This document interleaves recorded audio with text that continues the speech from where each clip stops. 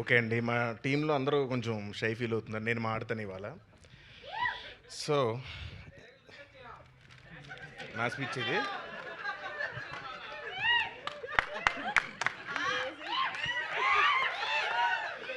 ఈ cinema heroine Riya సింగాకి dialogues నేర్పిస్తా అని చెప్పాను కానీ అది చేయకుండా అన్నంలో ఆవకాయ ఎలా కలుపుకోవాలి, పప్పులో వడియాలు ఎలా నంచుకోవాలి ఇలాంటి విషయాలు నేర్పిస్తూ టైంపాస్ చేశాను. రియా కోస్టార్స్ అయిన వినల్ కిషోర్, అజయ్, హర్ష చెవుడు, కబీర్ సింగ్ దుహాన్, గుండు సుదర్శన్ టైం సెన్స్ లేని నా కోసం సెట్లో వెయిట్ చేయడం ఇష్టం లేదని వార్నింగ్ ఇచ్చారు. Love you brothers.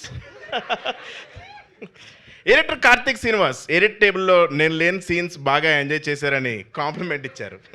ఈ విషయం చెర్రీ గారికి చెప్పుకునే డబ్బులు ఎవరు. ఇక మ్యూజిక్ ఇస్తున్నప్పుడు కాలభైరవ్ ఏమన్నాడంటే, ఆల్రెడీ అక్కడ సత్యదేవ్ యాక్టింగ్ వాయిస్తున్నాడు కదా, మళ్ళీ నేను ఎందుకు వాయించడం అని మ్యూజిక్ కొట్టకుండా చిరాకు పడ్డాడు. భైరవ్ అన్న ఐ లవ్ యూ. ఈ సినిమా స్టైలిష్ తేజ సినిమా ముందు నేను సన్నబడతానని ఇచ్చిన మాటలు నమ్మి మోసపోయి సెట్లో బట్టలు లూజ్ చేయడానికి కుట్టుకుంటూ నన్ను తిట్టుకున్నాడు. ఫైట్ మాస్టర్ అంజీ నాకు ఫైట్స్ నేర్పించే ప్రాసెస్లో నాతో డైలీ ఫైట్ చేసేవాడు. బట్ మీకు తెలియదు, ప్రతి ఫైట్ నేనే గెలిచేవాడిని. Thank you Anji master. Choreographers Vijay Polaki, Venkatesh ఎన్నో స్టెప్లు ఇచ్చారు కానీ అసలు ఈయన పెట్టుకుని ఇంత రాంగ్ స్టెప్ మేమే లేసామని చాలా ఫీల్ అయ్యారు.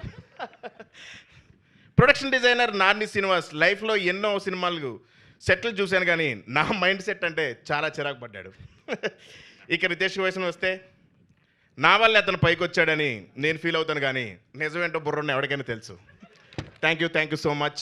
May 1st జెట్లీ చూడండి. Please bless us all. Thank you. మీ స్పీచ్లో ఇంత ఇన్ఫర్మేషన్ ఉంది.